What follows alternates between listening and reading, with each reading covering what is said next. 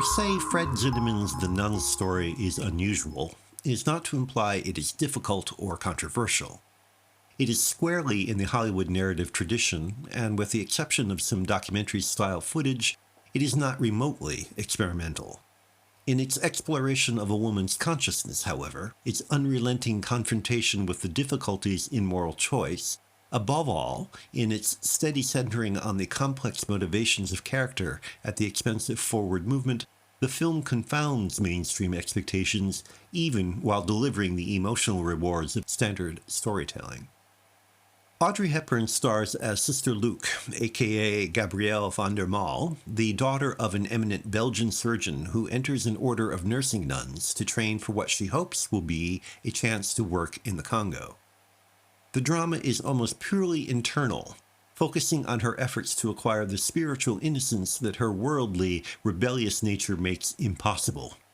It is typical of the film's audacity that despite Hepburn's youthful beauty, she wears a nun's habit for most of the film, so that in distant shots you can barely distinguish the star from the extras.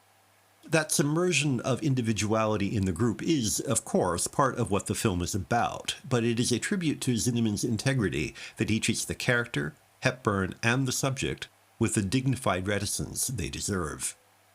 Equally unusual is the lack of romantic entanglement. Sister Luke spends a good deal of time with Dr. Fortunati, Peter Finch, in the Congo, but there is never a hint of an involvement or even attraction between them. Their relationship is entirely professional, built on mutual respect, even if the secular Dr. Fortunati recognizes that Sister Luke is not suited to being a nun. The understatement of their farewell, or lack of one, when Sister Luke leaves the Congo quietly captures the range of complex feelings between them through quick, awkward gestures and silences. There is also plenty of Hollywood hype.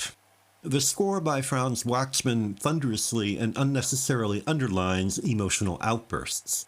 A few overwrought scenes, such as Sister Luke's violent encounter with an inmate in a mental institution, seem to belong in another film. And the scenes in the Congo, while beautifully photographed and lingered on with obvious fascination and affection, cannot escape the patronizing happy native kind of racism endemic to Hollywood's view of alien societies. The depiction is especially distasteful in light of the brutal realities of Belgium's exploitation of the Congo. And so, for all its sophisticated, understated filmmaking and good intentions, The Nun story is very far from being a masterpiece. The episodic story lurches from one sequence to another, and the quasi-documentary approach threatens to break down into little more than a tourist's snapshots. But, in its best moments, The Nun's story is truly fine, a heart-rending testament to the talents and commitment of all involved, to a serious examination of the demands of conscience.